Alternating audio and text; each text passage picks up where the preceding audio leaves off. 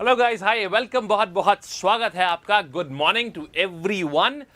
और चलिए आज हम कुछ कर रहे हैं अलग। वो अलग क्या कर रहे हैं यार? अलग ये है जो आपकी बहुत टाइम से डिमांड है, हम वो करने जा रहे हैं। दैट इज यार, आपका करंट अफेयर्स आप पढ़ते तो हैं, लेकिन आपकी समस्या ये होती है कि आपको याद नहीं रहते। वो करंट अफेयर्स आप भूल जाते हैं, क्योंकि current affairs daily daily daily daily आप सुबह मेरे साथ सुबह 7 बजे पढ़ते हैं। बट द प्रॉब्लम इज कि हर सुबह पढ़ते तो हैं, लेकिन साहब 3 दिन बाद हम उन्हें भूल जाते हैं। तो क्यों ना ऐसा हो कि यार हर 15 दिन के ऊपर अपन रिविजन कर लिया करें। जो भी पिछले 15 दिन के करंट अफेयर्स हो अपन उनका रिविजन कर लिया करें। राइट? तो कैसा हो? बहुत ही बढ़िया है ना। आधे लोग तो अभी सोच रहे होंगे, अरे सर आप स्टूडियो से आज सुबह सुबह स्टूडियो से घर से नहीं ले रहे हैं आप लेक्चर? बताइए, सारे लेक्चर तो आपने घर से लिए थे। क्या बताएं? अरे आपकी मोहब्बत जो ना कराए वो कम है यार। है सुबह सुबह मुलाकात का मन, सामने सामने एकदम बढ़िया स्टूडियो से आकर के मुलाकात करी जाए, इससे बढ़िया क्या हो सकता है। चलिए फिर हम लोग थोड़ा स्पीड फास्ट रखेंगे, ठीक है, स्पीड बढ़िया रखेंगे। मैं आपको अभी जो कराने जा रहा हूं वो मैं 1 अक्टूबर से लेकर के 15 अक्टूबर के जितने भी करंट अफेयर्स हैं इंपॉर्टेंट सब रिवाइज कराने जा रहा हूं। अब वैसे तो मैं डेली 10 करंट अफेयर्स पढ़ाता हूं, तो फिर तो 150 करंट अफेयर हो जाएंगे। नहीं यार, कुछ होते हैं very very important current affairs, तो वो लगभग 25 to 30 न्यूज ऐसी हैं जो आपको मतलब दिमाग में रखनी ही रखनी है, जहां से एग्जाम का सवाल करंट अफेयर्स भी बनता है और स्टैटिक भी बनता है। तो वो दोनों ही चीजें मैं आपको अभी यहां पर इस लेक्चर में बताने जा रहा हूं। ठीक बात है? आइए चलिए बढ़िया। तो फिर लेट्स गेट स्टार्टेड। पहली चीज हमारे पास में आ रही है, देखिएगा। फर्स्ट थिंग कमिंग अप, आप लोग अपने आंसर्स तुरंत, जैसे ही मैं यहां सवाल दिखाऊं आप तुरंत अपने दिमाग में उसका आंसर सोचिएगा, हाँ ये क्या था। और साथ में मैं इंपॉर्टेंट नोट्स भी बताता जाऊंगा, तो नोट्स को भी आप नोट करते रहेंगे। ठीक, एक कॉपी पेन उठा लीजिए, क्योंकि आप जो मैं नोट्स बताऊंगा हर क्वेश्चन के साथ में, वो आपको हर चीज आपको अपने पास में नोट भी करनी है।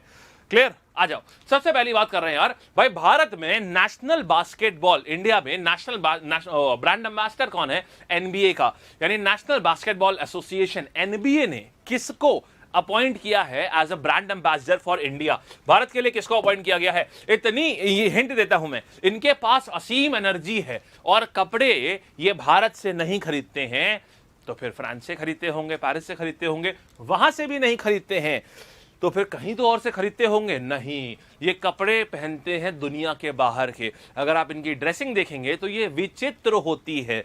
कुछ दिन पहले मैंने देखा था भाई, पोनी बनाना बड़ा नॉर्मल है, मतलब लड़कों में भी पोनी बनाना बड़ा नॉर्मल है। हमारे ऑफिस में 3-4 लोग पूरा दिन भर पोनी वोनी बना के घूमते हैं। अब हम टीचर आदमी है, नहीं तो हम भी एक आध बनाए हुए होते। परसों नरसों मैंने इन साहब की, जिनका आंसर जो मैं बताने जा रहा हूं, अब तक आंसर आपने गेस कर लिया होगा, इनको मैंने एक फोटो देखी इनकी, एक इनकी पोनी यहां बनी हुई थी और साहब एक इनकी पोनी यहां बनी हुई थी। बचपन में हमारी बहन बनाती थी ऐसी पोनी, वो भी ऐसा साइड साइड में बनाती थी। एक पोनी यहां बनी थी, एक पोनी यहां बनी हुई थी। तो ये विचित्र इंसान का नाम क्या है? इनका नाम है श्रीमती कह रहा हूं, सॉरी, श्री रणवीर सिंह। राइट? कभी कभी जवान इधर उधर हो जाती है यार। आओ, तो आंसर क्या हो गया? एनबीए ने किसको चुना है? रणवीर सिंह को चुना है अपना ब्रांड एम्बेसडर फॉर इंडिया। अच्छा, फिर बात आती है नंबर ऑफ प्लेयर्स। हमसे सवाल क्या आएगा कि नंबर ऑफ प्लेयर्स कितने होते हैं बास्केटबॉल में दोनों तरफ? तो यार ये 5 होते हैं, दोनों तरफ 5-5 प्लेयर होते हैं, यानी कुल मिलाकर के 10 नंबर ऑफ प्लेयर्स होते हैं। लिख लीजिए जल्दी से, नंबर ऑफ प्लेयर्स कितने होते हैं? नंबर ऑफ प्लेयर्स की संख्या क्या है? नंबर ऑफ प्लेयर्स की संख्या है 10। लिख लिया? अच्छा, फिर बताएंगे यार इसकी गवर्निंग बॉडी कौन सी है। जैसे क्रिकेट की आईसीसी होती है ना, वैसी इसकी गवर्निंग बॉडी का नाम क्या है? फीबा। अब ये मत पूछना कि इसका फुल फॉर्म क्या है, क्योंकि फुल फॉर्म इसका बड़ा डिफरेंट है इसके नाम से।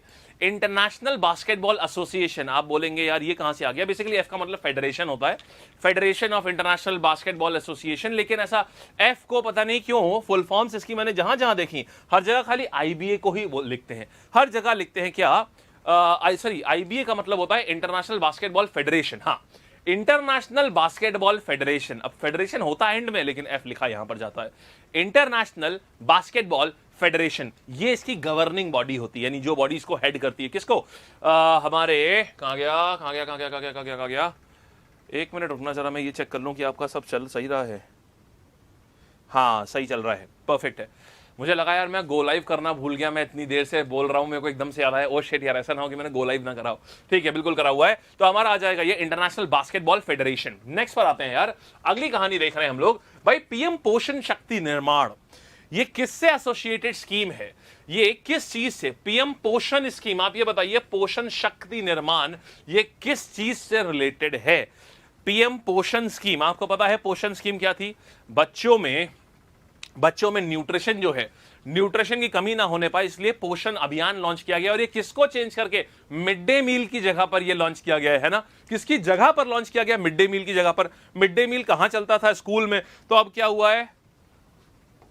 स्कूलों से इसकी शुरुआत करी गई है। सवाल यहां से एक और आएगा, कौन सी मिनिस्ट्री के अंडर में पोषण अभियान लॉन्च किया गया है? पोषण अभियान लॉन्च किया गया ministry of women and child development. Ministry of women and child development. Ministry of women and child development. बोलो जी, ये बात समझ आ गई आपको एकदम बढ़िया से। Ministry of women and child development ने, ये इनके अंडर में आता है ये पोषण अभियान। कब से शुरुआत हुई थी इसकी? इसी बजट में। पोषण अभियान इसी बजट में श्रीमती निर्मला सीतारमण, जो कि भारत की फाइनेंस मिनिस्टर हैं, इन्होंने इसकी शुरुआत कराई थी। ठीक, आगे आ जाओ, फिर रिवीजन कर रहे हैं हम लोग। भाई इनको पहली महिला, बताइएगा, पहली महिला फीमेल प्राइम मिनिस्टर ट्यूनीशिया की कौन है? ट्यूनीशिया कहां पर कंट्री है? अफ्रीका में कंट्री है, नॉर्दर्न अफ्रीका में कंट्री है ट्यूनीशिया।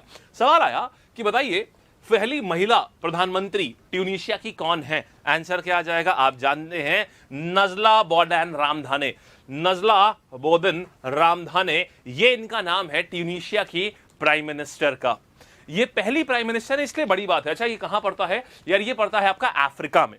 अफ्रीका में, नॉर्दर्न अफ्रीका में है। आपने कुछ दिन पहले की न्यूज है, मुश्किल से 5 से 6 दिन की न्यूज। इनफैक्ट आज जो लोग अभी जुड़ रहे हैं उनको बता दूं यार कि ये जो हम अभी करंट अफेयर्स कर रहे हैं, ये करंट अफेयर्स वो हैं जो 1 तारीख से लेकर के 15 तारीख के जो भी आपने न्यूज पढ़ी है आपने ना आज भी तक की, मैं उसका पूरा रिवीजन करा रहा हूं इस समय, ताकि आपका एक फुल एंड फाइनल रिवीजन हो जाए। फिर हम अपना डेली करंट अफेयर्स हमारे शुरू हो जाएंगे। ठीक, इसमें आज के भी करंट अफेयर है, जो नए करंट अफेयर्स है ना, जो हमें आज डिस्कस करने थे, वो भी करंट अफेयर्स इसी में है। आइए और आगे आ जाते हैं। भाई लैंडसेट 9 सैटेलाइट किस अंतरिक्ष संगठन, किस स्पेस ऑर्गेनाइजेशन ने लॉन्च करी है या किससे रिलेटेड है? लैंडसैट। देखो एक्चुअल में ये 9th सैटेलाइट है इस पूरी सीरीज की। इसका नाम क्या है? इसका नाम है लैंडसैट सैटेलाइट। लैंडसैट का मतलब क्या होता है जानते हो यार? लैंड की टोपोग्राफी देखने वाली सैटेलाइट। ये यूएसए की सैटेलाइट है, बेसिकली नासा ने लॉन्च किया है। नासा ने लॉन्च किया है और इसका काम क्या होता है? इसका काम ये होता है कि पूरा धरती के ऊपर, देखो यूएसए किसके लिए पगलाया हुआ है? रिसोर्सेस के लिए। जहां तेल मिल जाए, जहां कोयला मिल जाए, वहां यूएसए पहुंच जाता है। तो इन्होंने, ये अभी से नहीं, ये पिछले इनका काफी पुराना, ये कई सालों पहले इनका प्रोग्राम लॉन्च हुआ था, लैंडसैट प्रोग्राम। इसके तहत पूरी धरती पे पल पल ये देखते हैं कि मिनरल्स का कॉम्पोजिशन कहां चेंज हो रहा है, कहीं पर क्या पेट्रोल कहीं पर आ रहा है, कहीं पर क्या कोयला बनने की उम्मीदें हैं, यानी जितना भी मिनरल डिस्ट्रीब्यूशन है पूरी धरती के ऊपर, इसको देखने का काम किसका होता है? लैंडसैट का होता है। अब इनका लैंडसैट 8 जो है वो पुराना हो रहा है धीमे धीमे, तो अब ये नया प्रोग्राम लॉन्च कर रहे हैं, लैंडसैट 9। तो लैंडसैट का काम क्या है ये आप समझ गए। कौन सी अथॉरिटी काम कर रही है इसके लिए? नासा काम कर रही है। नासा का फुल फॉर्म बताइएगा। नासा के फुल फॉर्म में सबसे ज्यादा प्रॉब्लम आता है यहां पर, नेशनल और एरोनॉटिकल स्पेस एजेंसी नहीं होता है, नेशनल एरोनॉटिक्स। सबसे ज्यादा गलती यहां होती है, नेशनल एरोनॉटिकल स्पेस एडमिनिस्ट्रेशन होता है। ये जो ए है ना यार, यहां पर ए फॉर एडमिनिस्ट्रेशन है, एजेंसी बिल्कुल नहीं है। एसएससी ने भी कई बार पूछा, और पता हर बार पूछता है क्या? ये ए पूछता है। It is not an agency, it is an administration. A का मतलब होता है administration rather an agency. Next पर आते हैं, आगे बढ़ रहे हैं हम लोग। भाई छिन्नौर को जीआई वो दिया गया, जीआई टैग किया गया। तो ये कहां का चावल है? मध्य प्रदेश का चावल है, छिन्नौर राइस। इतने जीआई टैग दिए जा रहे हैं, मुझे नहीं लगता कि अब जीआई टैग से सवाल आने के चांस होते हैं, क्योंकि आप देखिए हर दूसरे दिन हम लोग पढ़ते हैं किसी को जीआई टैग दे दिया, जीआई टैग दे दिया। अब हर चीज को अगर जीआई टैग ऐसा दे देंगे यार, तो फिर बात यह कि फिर डायमंड की कीमत तभी तक है जब तक हीरा रेयर है। रेयर है इसीलिए वो डायमंड है। सबके पास होता तो वो डायमंड नहीं होता, है ना।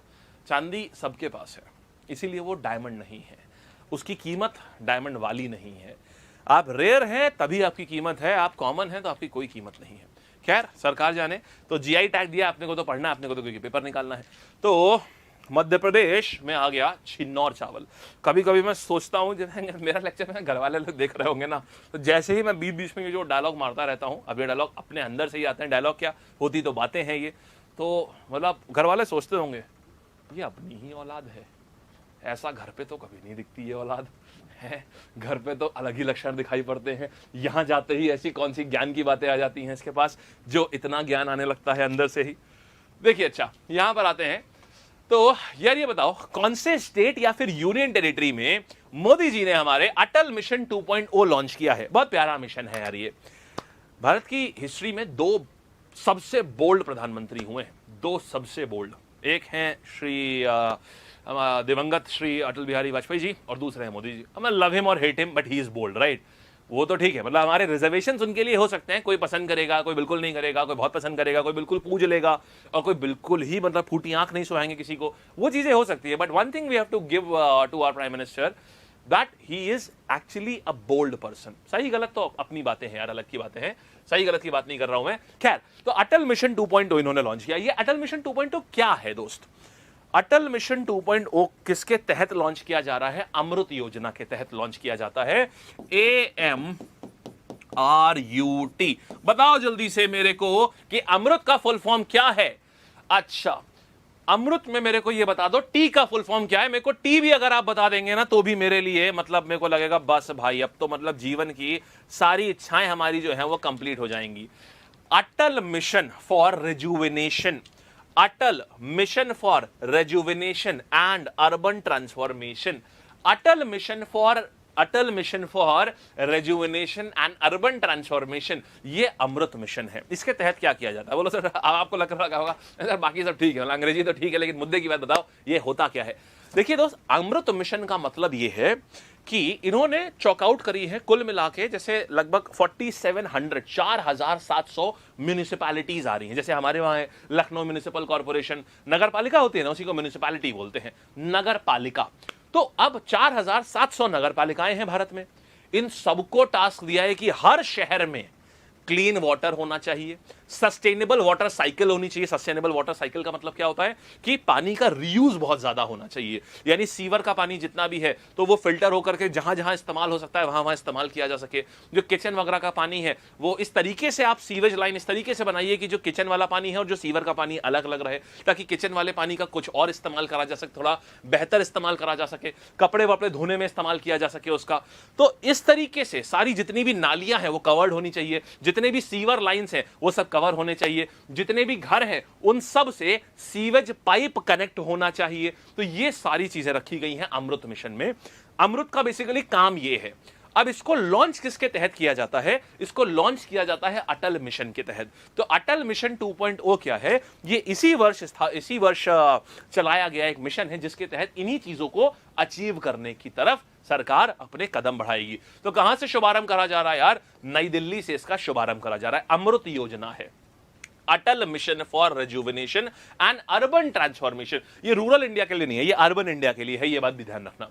आइए और आगे आते हैं। अच्छा, फिर बात आ रहा है Hurun global list rich list में किसने सबसे पहले पायदान पर बैठा हुआ है? तो यार पहले पायदान पर बैठे हुए हैं मुकेश अंबानी साहब। अच्छा, आप भी अपना इंस्टाग्राम फेसबुक चलाते हुए देखते होंगे, ये वाली न्यूज आपने कई बार देखा होगा। भाई साहब ना किस्मत हो तो यार, बाला आराम से लेटे हुए हैं, हाथ पीछे लगा हुआ, भाई किस्मत हो तो यार अंबानी जैसी। किस्मत नहीं है, वो उनकी मेहनत है बहुत ज्यादा। If you there is a very good speech that is given by some of his assistants क्या उनके executives. He has actually told कि यार how mister Ambani lives his life.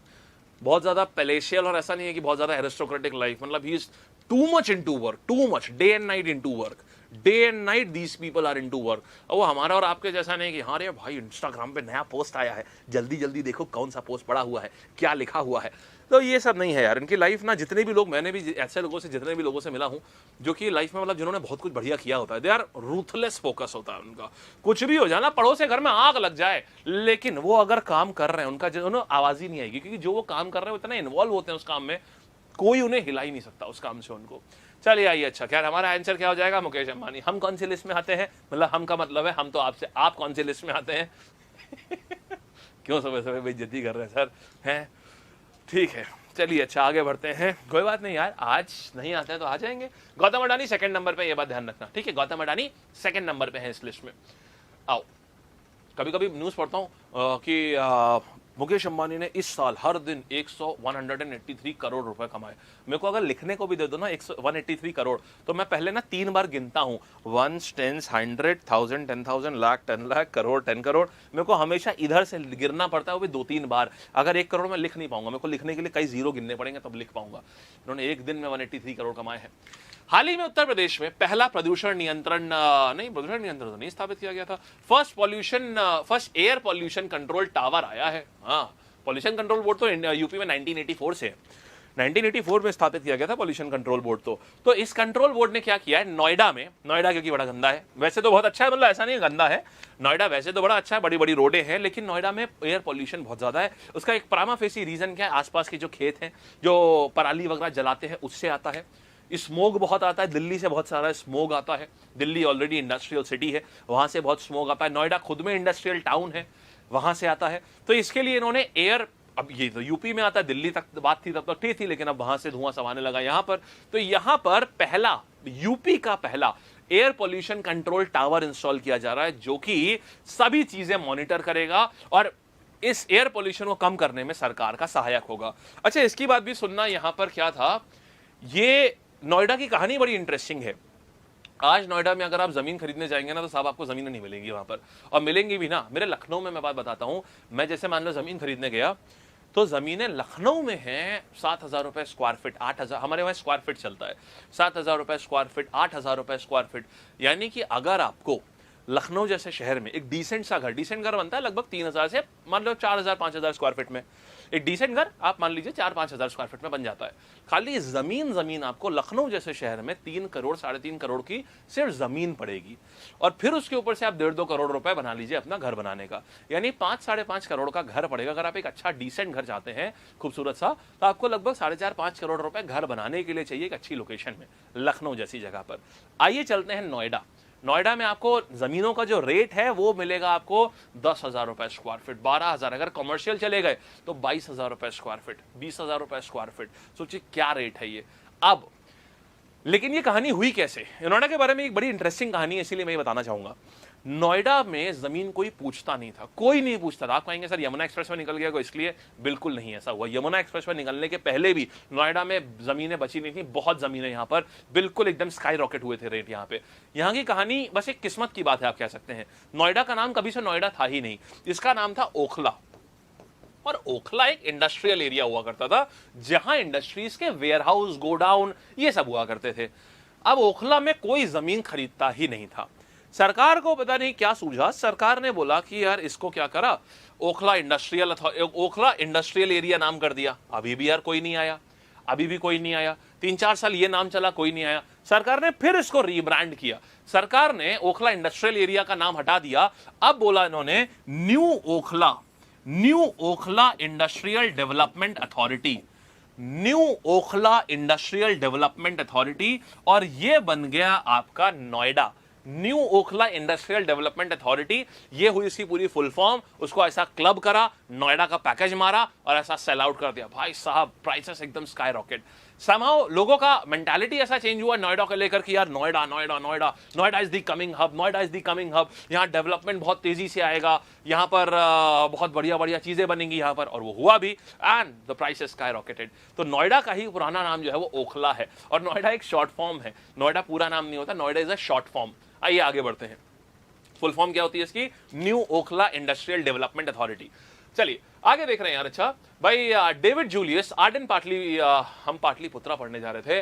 Pataliputra was recently awarded Nobel prize. इनको medical field में Nobel prize मिला। Nobel के लिए तो आपको नाम याद करने हैं, इसके लिए समझाने का कुछ नहीं। कौन सी संस्था देती, कहां, कौन सा बैंक देता है, बताना कौन सा बैंक देता है। डैश रिक्स बैंक, RIKSBANK, डैश रिक्स बैंक। तो ये क्या हो जाएगा, स्विरिजेस रिक्स बैंक देता है। आपको मैंने परसों नरसों पढ़ाया था, है ना। अच्छा, फिर बात ये करते हैं कि क्या बोलते हैं, हाँ, मेडिकल फील्ड से दिया गया। कहां से, कौन सी कंट्री में दिया जाता है, ये दिया जाता है स्वीडन देता है इसको। अच्छा, आप मेरे को जल्दी से बताओ कि यार कितना पैसा दिया जाता है। कमान जल्दी से बोलोगे, कितना पैसा दिया जाता है, तेजी से आंसर करिए जल्दी से, अरे जल्दी दो। कितना पैसा दिया जाता है इसमें, $8.33 दिए जाते हैं। $8.33। आप बोलेंगे सर खाली $8.33, कितना कम है यार। भाई साहब 3-4 नोबेल तो हम बांट दें। अरे सॉरी, मैं मिलियन लगाना भूल गया भाई। ये 8.33 करोड़ रुपीस है बेसिकली। भारत की उसमें देखा जाए 8.33 करोड़ रुपीस होता है, 8.5 करोड़ रुपए के आसपास, डॉलर नहीं यार, ये आ जाएगा 8.33 करोड़ इंडियन रुपीस। और 10 मिलियन स्वीडिश क्रोनोर, ये स्वीडन देता है तो अपनी उसमें देता है, ये होता है 10 मिलियन स्वीडिश क्रोनोर। आधे लोग तो इंटरनेशनल में आंसर दे रहे हैं सीधा। 10 मिलियन स्वीडिश क्रोनोर। डन, ठीक है। आइए आगे बढ़ते हैं यार। यहां पर आ रहे हैं भाई, कौन से सप्ताह को विश्व अंतरिक्ष सप्ताह बोलते हैं? ये वर्ल्ड इंटरनेशनल क्या बोलते हैं इसको, वर्ल्ड स्पेस वीक 4 से 10 अक्टूबर। इसमें स्पेस एक्सप्लोरेशन, आपसी सौहार्द, हम लोग एक दूसरे को इन्फॉर्मेशन एक्सचेंज करेंगे, इसी तरह की बातें यहां पर करी जाती हैं। और आगे बढ़ रहे हैं यार हम लोग।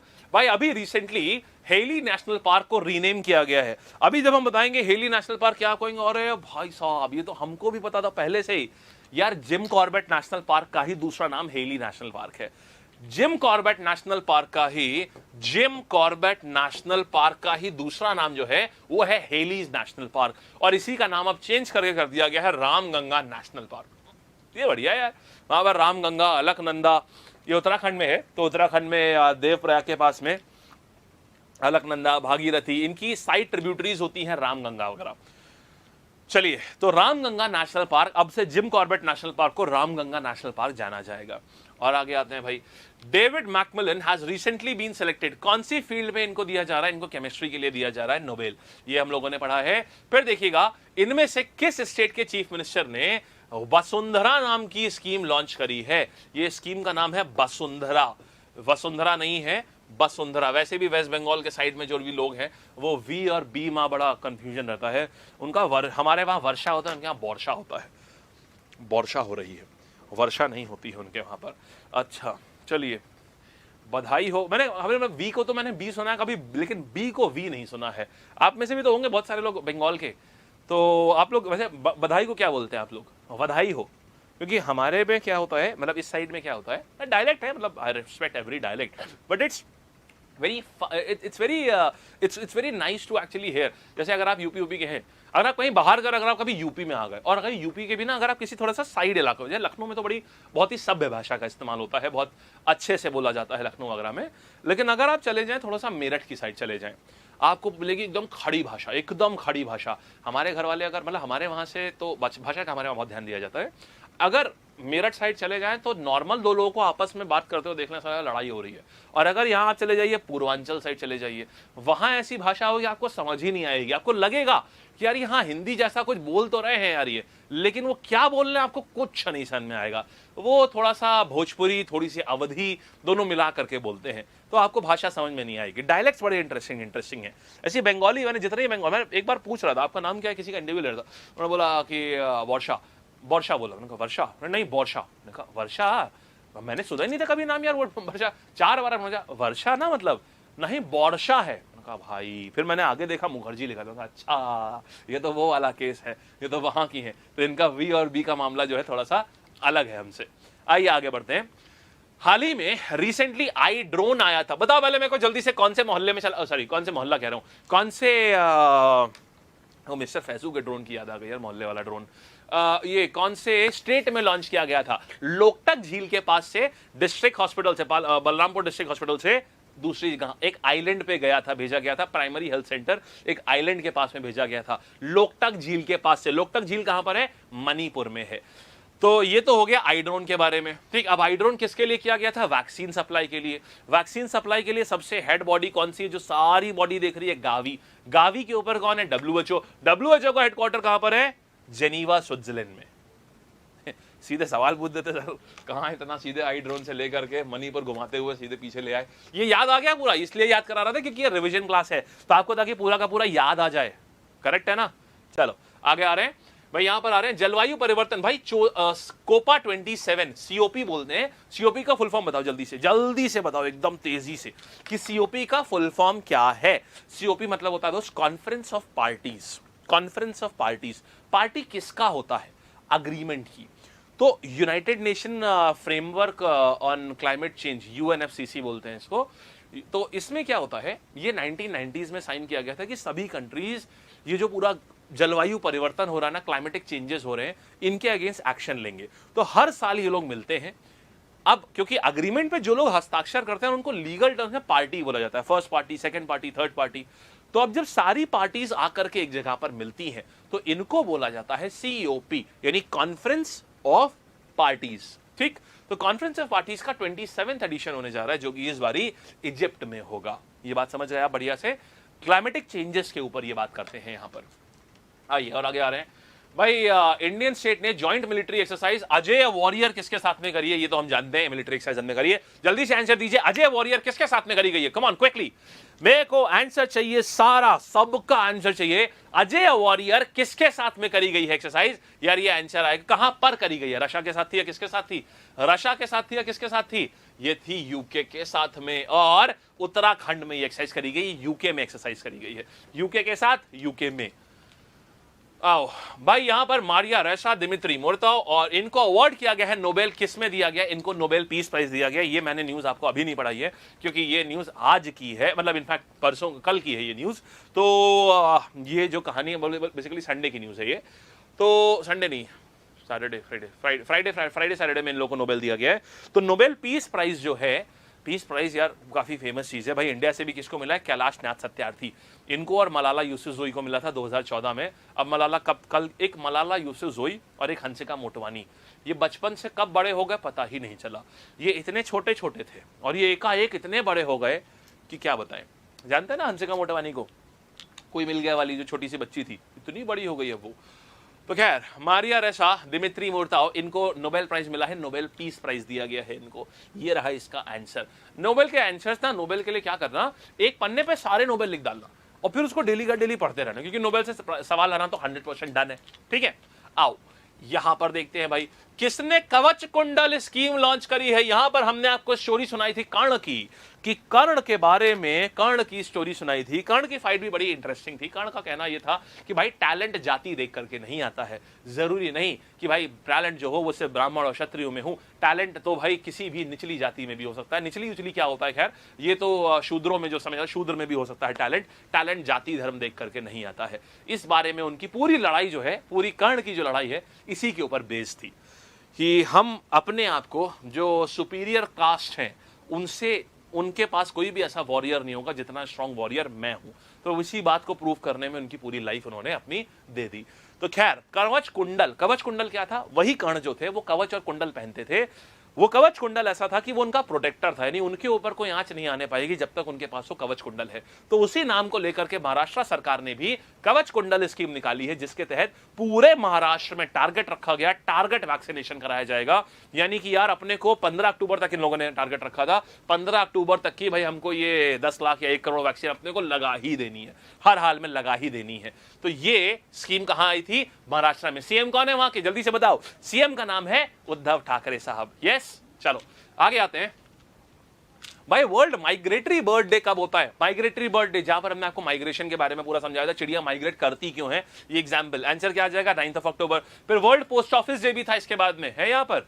आर्यभट्ट पुरस्कार, अच्छा पहले आर्यभट्ट पुरस्कार देख लेते हैं यार, ये किसको मिला है? आर्यभट्ट पुरस्कार दिया जाता है उन व्यक्ति को जिन्होंने स्पेस एक्सप्लोरेशन में बहुत बढ़िया काम किया हो। क्यों? क्योंकि आर्यभट्ट खुद में एक एस्ट्रोनॉमर थे। अच्छा, हमारी आधी दुनिया कंफ्यूज इस बात में रहती है, ये एसएससी सीजीएल 2015 का सवाल है कि आर्यभट्ट क्या थे। 2 ऑप्शन दिए गए थे, एस्ट्रोनॉमर और एस्ट्रोलॉजर। यार ये सुबह सुबह मच्छर कहां है?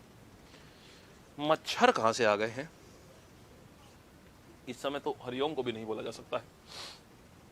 देखो, तो यार बात ये आती है कि सवाल ये था आर्यभट्ट कौन है, एस्ट्रोनॉमर या एस्ट्रोलॉजर? तो देखिए, एस्ट्रोलॉजर का मतलब होता है कि आपकी राशि में राहु का प्रवेश हो रहा है और अब आपका शनि भी थोड़ा भारी हो रहा है और मंगल की तिरछी दृष्टि तो आपके पास जीवन भर से, जब से आप पैदा हुए हैं तब से है आपके ऊपर। ये हुआ एस्ट्रोलॉजर। ठीक है, एस्ट्रोलॉजर ग्रहों की दशा के ऊपर, हालांकि ये गलत नहीं है एक्चुअल में, ये बड़ा साइंटिफिक सा रीजन होता है, बिकॉज यूवी लाइट्स जो सन से आती हैं, all the sunrays, Mangal, Rahu, ये सब क्या है? These are the planets. ये रिफ्लेक्ट करते हैं वाइब्रेशंस को। सो लाइट जो होती है वो पूरी तरीके से वाइब्रेशंस, इलेक्ट्रोमैग्नेटिक वेव्स होती हैं। इलेक्ट्रोमैग्नेटिक वेव्स उसके ऊपर गई, प्लैनेट के ऊपर गई, और प्लैनेट का सरफेस जो है वो लाइट को रिफ्लेक्ट करता है, वो रिफ्लेक्ट हमारे ऊपर पड़ती है। तो वाइब्रेशंस तो हमारे ऊपर पड़ ही रही हैं। जो अंगूठी पहनी जाती है, पता है क्यों पहनी जाती है? कि आप एक पर्टिकुलर काइंड ऑफ वाइब्रेशन, आपने देखा होगा हर नग का कलर अलग होता है, मूंगे का कलर अलग होता है। मैं कुछ नहीं पहनता, मतलब मेरा ईश्वर की दया से और आप लोगों के प्यार मोहब्बत से सब कुछ अपना सही है, तो अपने को जरूरत नहीं किसी चीज की। लेकिन आपने देखा होगा कुछ लोग मूंगा पहनते हैं, चांदी पहनते हैं, या फिर कोई और सफायर पहनते हैं, हरा नग पहनते हैं, नीला नग पहनते हैं, नीलम, माणिक, कई सारे नग होते हैं। क्यों होता है ये? जो मैं मान लो स्पेसिफिकली भाई मेरे को चाहिए कि यार जो मार्स से जो वाइब्रेशंस आ रही हैं, जो इलेक्ट्रोमैग्नेटिक ये आ रहे हैं, इलेक्ट्रोमैग्नेटिक करंट्स आ रहे हैं जो वहां से, मेरी बॉडी में वो ज्यादा से ज्यादा एब्जॉर्ब हो, ताकि मेरी बॉडी में जो भी कमी है वो मेरी इंप्रूव हो जाए। तो आपने क्या किया, आपने मूंगा पहन लिया। उसकी प्रॉपर्टी ये होती है कि उस पर्टिकुलर फ्रीक्वेंसी को वो एब्जॉर्ब कर पाता है, तो वो एब्जॉर्ब करता है। और आपने देखा होगा अंगूठी हमेशा नीचे से खुली रहती है। अंगूठी उतारिएगा, देखिएगा ऊपर का सरफेस बहुत बड़ा होगा, नीचे छोटा सा सरफेस खोल के रखा जाता है ताकि वो आपकी फिंगर में ट्रांसमिट हो जाए और वो एनर्जी ट्रांसमिटेड आपकी बॉडी में चला जाए। सो अंगूठी का reason, it's a scientific reason that why that happens. Anyway, let's come back to our question. So that was all astrology, right? So the thing I was talking about was astrology. वो astrology होती है जिसको हम लोग ज्योतिष शास्त्र बोलते हैं। एस्ट्रोनॉमी क्या होती है? एस्ट्रोनॉमी होती है कि भाई गणना करना। गणना मतलब ऐसा कैलकुलेशन करना कि सन से अर्थ कितनी दूरी पर है, धरती से मार्स कितनी दूरी पर है, कितने तारे हैं सौरमंडल में, इसकी बात होती है। इसको बोलते हैं एस्ट्रोनॉमी। तो जो बहुत बढ़िया काम करता है एस्ट्रोनॉमी में, उनको भारत की तरफ से ये पुरस्कार दिया जाता है जिसका नाम है आर्यभट्ट पुरस्कार। तो किसको दिया गया भारत से इस बार? जी सतीश रेड्डी को ये पुरस्कार दिया गया है। सारी बात क्लियर है आपको? चलिए, बहुत बढ़िया। आइए आगे बढ़ते हुए यार नेक्स्ट कहानी के ऊपर आते हैं। अच्छा, हम ये बता दें आपको, अभी तक शायद मुझे लगता है ये सारी जो क्लास चल रही है ना, ये हम सब कुछ भविष्य काल में ले रहे हैं। आप कहेंगे इसका क्या मतलब है? ये सारी क्लास पूरी की पूरी भविष्य काल में चल रही है। यानी मैं इस क्लास को आज, अब मैं प्रेजेंट में आ जाता हूं। आप सोच रहे होंगे इसका क्या मतलब हो रहा है भाई? मैं इस क्लास को एक्चुअली में रिकॉर्ड कर रहा हूं, और जिस समय आप ये क्लास देख रहे हैं, यानी कि राइट एट दिस मोमेंट जो हमारा ये इंस्टेंस है, इस समय मैं लखनऊ में ही नहीं हूं, स्टूडियो में तो छोड़िए, मैं लखनऊ में ही नहीं हूं। तो अभी तक मैं जो क्लास रिकॉर्ड कर रहा था ना, मच्छर तो मुझे उस समय लगी रहा था क्या, तभी मैं कहा सुबह सुबह मच्छर कहाँ गया, क्योंकि मैं उस फील में था कि मैं सुबह सुबह क्लास ले रहा हूं। ये आपका कोई भी करंट अफेयर्स का सेशन मिस ना हो जाए, मैं चाहता नहीं, क्योंकि कनेक्टिविटी बनी होती है ना। मेरा भी यार दिन तब तक नहीं पूरा होता जब तक आपको सुबह सुबह करंट अफेयर्स ना पढ़ा दूं। तो अब ये इसीलिए मैंने इसका पूरा रिवीजन क्लास एक पूरी बना करके आपके लिए इसको एक दिन पहले ही, मतलब लखनऊ से निकलने के पहले ही मैंने इस पूरी क्लास को रिकॉर्ड कर लिया है। और आप जब इसको सुन रहे हैं, अब सोचिए ये बात बोलना, आज का दिन है, मैं फ्राइडे को रिकॉर्ड कर रहा हूँ, फ्राइडे को ये बात बोलना कि आप मंडे सुबह सुबह मेरी ये बात सुन रहे होंगे जो मैं अभी बोल रहा हूँ, तो मुझे कैसा लग रहा होगा? मस्त। वही मैं कह रहा हूं कि मैं भविष्य काल में इस क्लास को रिकॉर्ड कर रहा हूं, क्योंकि ये क्लास जो प्ले होगी वो भविष्य काल में होगी। तो मैं अपने आप को एक्चुअल में वहां प्लेस कर चुका हूं कि सुबह सुबह आना स्टूडियो में, ये करना, मैं ऑलरेडी प्लेस्ड हूं पूरी तरीके से इस समय, उस टाइम पीरियड में। तभी मैं एंजॉय करके कर रहा हूं। आपको लग नहीं रहा होगा कि यार मैं रिकॉर्डेड लेक्चर ले रहा हूं। मैं एग्जैक्टली पता है, मैं एकदम फील में हूं कि जैसे डेली लेक्चर लेते हैं तो आप लोगों की बातें भी मुझे पता होती हैं, किस समय आप लोग क्या रिएक्ट करते हो, कहां पर आप लोगों को बढ़िया लगता है, कहां पर आप लोग तेजी से आंसर देते हो, कहां आप लोग धीमे आंसर देते हो। मेरे को ये सारी बातें एकदम मतलब दिमाग में मुझे पता है किस टाइमिंग पे आप लोग कैसा रिएक्ट करते हैं। तो मैं समहाउ मेरे दिमाग में ना आप लोगों के कमेंट्स ऑलरेडी चल रहे हैं, जो शायद आप लोग अब कर रहे होगे, यानी जब मैंने लेक्चर रिकॉर्ड किया उसके शायद 2 दिन बाद आप कर रहे होगे। लेकिन जैसे जैसे मैं लेक्चर अपना आगे बढ़ा रहा हूं ना, मेरे तो पूरे दिमाग में ये सारी बातें आ रही हैं कि हाँ इस समय आप ये बोल रहे होगे, इस समय आप ये कर रहे होगे, आप ये इमोजी भेज रहे होगे। तो इसी हिसाब से मैं आपको पढ़ा रहा हूँ। चलिए चलते हैं, तभी इंजॉय कर पा रहा हूँ, नहीं तो फिर थका हारा पढ़ा रहा होता। तभी मजा आ रहा है मेरे को पढ़ाने में बहुत। अब आगे आते हैं। अच्छा है, अब तो पता चल गया है मास्टर जी रिकॉर्ड करके गए हुए हैं। रिकॉर्डिंग करना भी बड़ा मुश्किल था यार, लेकिन आपका सीए छूटे ना, इसीलिए मैंने रिकॉर्ड करा इसको। तो आंसर करते रहना। आपको 20 नंबर पे बताया, इसीलिए स्टार्टिंग बता देता तो आपका आंसर रेट स्लो हो जाता। आंसर करते रहना, आपको स्टार्टिंग में इसलिए नहीं बताया, वरना पता चला आपका आंसर रेट स्लो हो जाता आपका। चलिए आइए, तो भाई किस स्टेट ने अभी अभी स्मार्टफोन बेस्ड ई वोटिंग शुरू करी है? हमने बताया था ना पायलट प्रोजेक्ट शुरू हुआ था, राइट? तो पायलट प्रोजेक्ट शुरू हुआ था, ये कहां से शुरू करा गया था? ये तेलंगाना ने शुरू करा था पायलट प्रोजेक्ट मोबाइल बेस्ड। अगर सक्सेसफुल होता है तो क्या ही कहने भाई साहब, मजा आ जाएगा फिर तो, है ना? आ जाओ भाई, आखिर यहाँ आ रहा है। वर्ल्ड पोस्ट डे कब सेलिब्रेट करते हैं? हर साल 8 अक्टूबर को सेलिब्रेट किया जाता है। और अरे 9 अक्टूबर को करते हैं, अच्छा। माइग्रेटरी बर्ड डे और पोस्टल डे सेम ही दिन तो पढ़ाए थे यार। हाँ, 9 अक्टूबर ही आंसर है, माइग्रेटरी बर्ड डे और पोस्टल डे भी। फिर रिवर रैंचिंग प्रोग्राम किसने, कहां पर, कौन से मिनिस्टर ने शुरू करा है? देखिए यार, पुरुषोत्तम रूपाला इन्होंने शुरू करा है। ये रिवर रैंचिंग क्या है? इसमें क्या करते हैं, नदियों में जो वहां की लोकल फिशेज होती है ना, उनके छोटे छोटे सैपलिंग छोटा छोटा ग्रो करके, मतलब इतनी इतनी फिशेज होती हैं, 1 लाख फिश एक जगह डाल दी। मान लीजिए 1.5 लाख फिश दूसरी जगह डाल दी, 4 लाख फिश किसी और जगह डाल दी, उससे होता क्या, ये फिश अब बड़ी होंगी धीमे धीमे। जब बड़ी होंगी तो वहां के मछुआरों को क्या होगा, वो बड़ी फिशेस को पकड़ के लाएंगे, मछुआरों का जीवन यापन बढ़िया होगा। इसके लिए ये प्रोग्राम चलाया गया है और इसको क्या बोलते हैं, इसको बोलते हैं रिवर रैंचिंग प्रोग्राम। तो ये किसने लॉन्च किया है, पुरुषोत्तम रूपाला। ठीक, तो यार ये थे आपके संपूर्ण करंट अफेयर और अब हम लोग करेंगे आज की सभा का विराम। ठीक है, चलिए जी, तो बढ़िया लगा यार आप लोगों से मुलाकात करके सुबह सुबह, है ना, सुबह सुबह। ठीक है, अच्छा लगा, लेकिन क्योंकि as I can imagine all the comments जो आप लोग इस समय कर रहे होंगे बढ़िया बढ़िया, तो यार मेरे को इसीलिए इसको रिकॉर्ड करने में बहुत मजा आई है, बहुत मजा आई है। जबकि हालांकि मेरे इस समय देखा जाए मेरा एक लेक्चर एक भी इंसान नहीं देख रहा है इस समय, क्योंकि मैं रिकॉर्ड कर रहा हूँ इसको, लेकिन फिर भी somehow I can imagine all your comments. That's because of your love for the classes that you share on us, on me. Thank you so much for that. मिलते हैं अगली कक्षा में, तब तक के लिए bye bye, tata, take care. Gurgaon वालों जो वो है, तो समय हुआ तो आप लोगों से मुलाकात कर ली जाएगी, आसपास हुए तो, क्योंकि शूट्स हैं एक्चुअल में। आज मेरे 2 शूट लगे हुए थे, एक दिल्ली में शूट था, एक गुड़गांव में शूट था, ये चीज़ है। ठीक, चलिए, thank you, bye bye, tata, take care, all the best. फिर से मुलाकात होगी अपनी कल सुबह सुबह की लाइव क्लास में। आज रात तक मैं आ जाऊंगा वापस, तो फिर कल सुबह सुबह आपकी लाइव क्लास ही होगी आपकी। ठीक, thank you so much, bye bye.